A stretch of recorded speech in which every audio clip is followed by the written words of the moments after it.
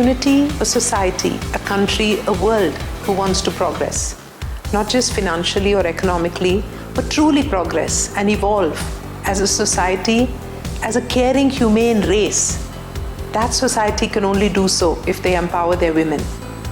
It is with great pleasure that we launch the FICCI Flow initiative, the Greater 50%, focused on empowering women. Women form up 50% of the world population, and yet they play an insignificant role in areas of leadership, of politics, of science, even of the labor workforce. It is important for us to do something special for women.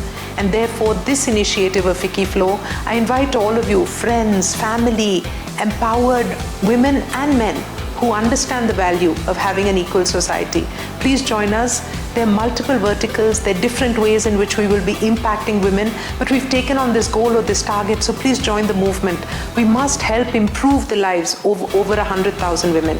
And it's women like us who have been lucky, who've been educated and empowered and given an opportunity in life that must find a way to do something for our sisters.